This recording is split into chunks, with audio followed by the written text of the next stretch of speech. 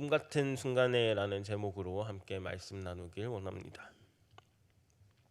열왕기서는 이 시작과 끝이 극명하게 대조를 이룹니다. 솔로몬이 다윗에게 왕위를 계승하여 솔로몬 예루살렘 성전을 건축하고 이스라엘 역사상 최고의 부와 권력, 최고의 영광을 누리는 장면으로 시작된 이야기가 마침내 성전이 파괴되고 나라가 멸망하고 백성들은 포로로 잡혀가는 이야기로 끝이 나기 때문입니다.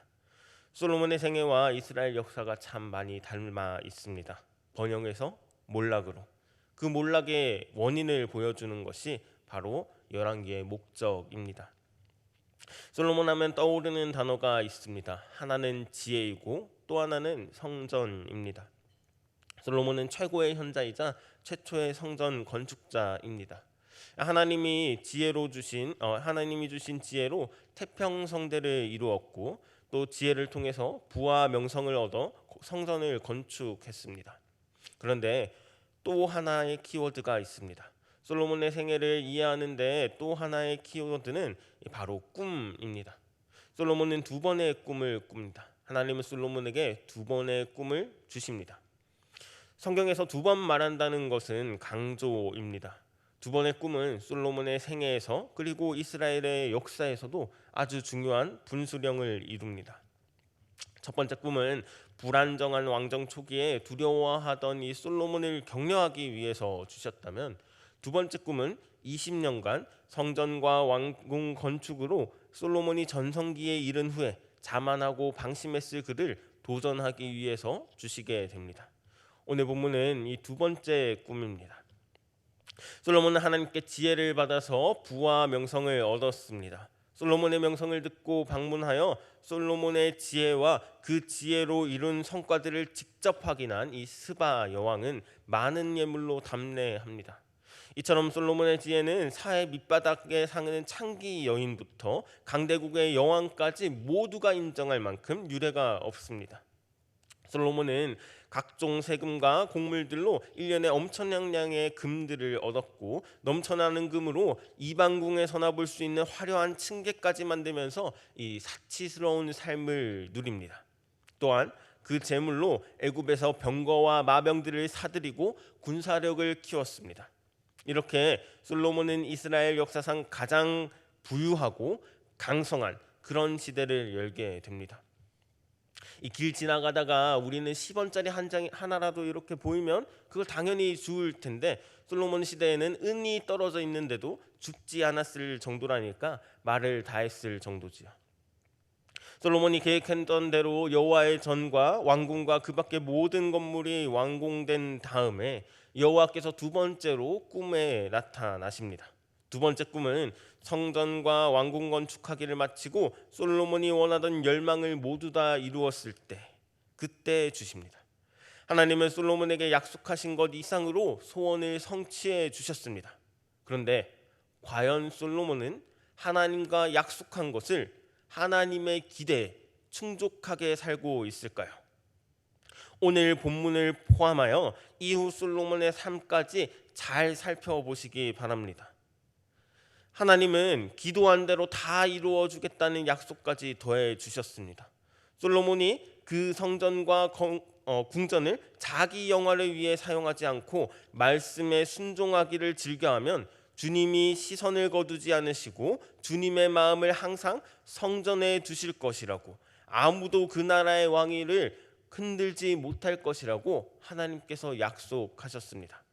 그런데 하나님은 첫 번째 꿈에는 없는 경고도 덧붙이십니다. 다윗처럼 하나님의 말씀에 순종하면 다윗 왕조를 굳세게 견고하게 세워주겠지만, 하나님을 버리고 율법을 우습게 여기고 이방신을 섬기면 솔로몬이 공들여 세운 성전도 버리고 이스라엘도 땅에서 쫓겨날 거라고 경고하십니다.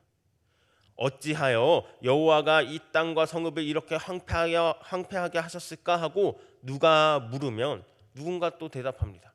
자기네 조상을 애굽에서 구출해내신 자기네 조상의 하나님 여호와를 버리고 다른 신에게 홀려서 그를 예배하고 섬겼기 때문이지.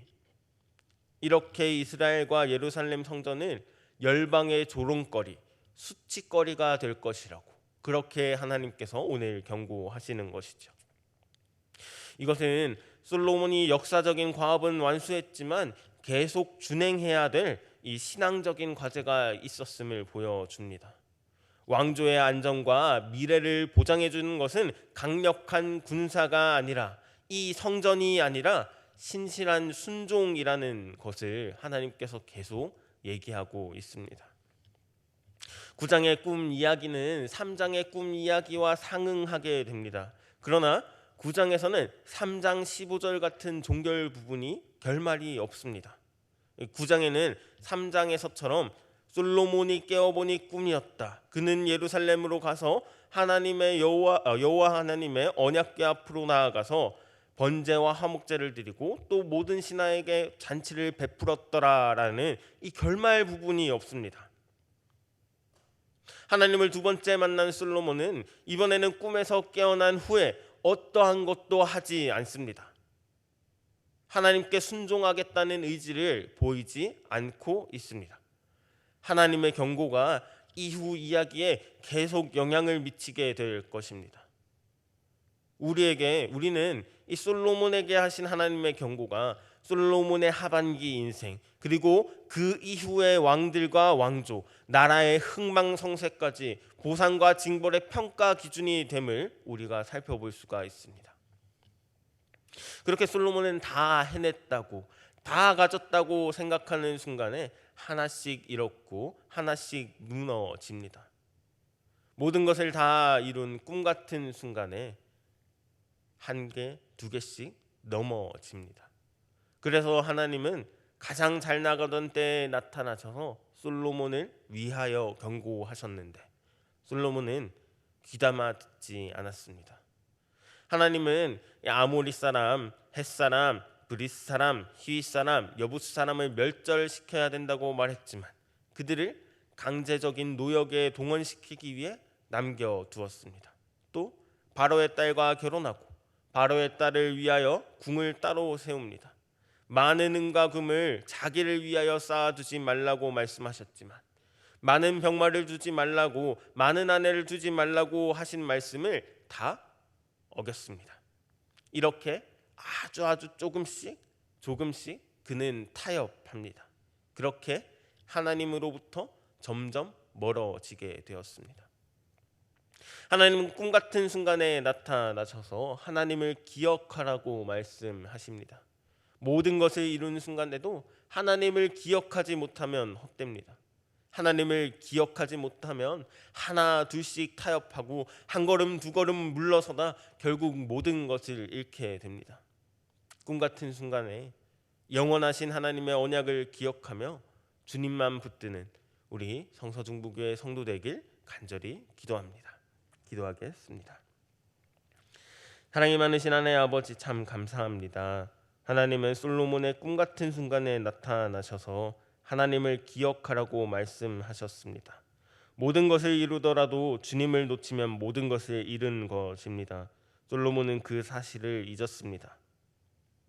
하나님, 그러니 꿈 같은 기쁨의 순간에도 악몽 같은 슬픔의 순간에도 주님을 기억할 수 있도록 인도하여 주시옵소서. 꿈 같은 순간에 나에게 나타나셔서 주님의 길로 이끌어 가시는 주님을 신뢰하게 하여 주시옵소서. 주님의 언약을 신뢰하며 모든 것을 주님께서 이루셨고 모든 것을 주님께서 이루어 가신다는 사실을 기억하게 하여 주시옵소서. 예수 그리스도의 이름으로 기도드리옵나이다. 아멘.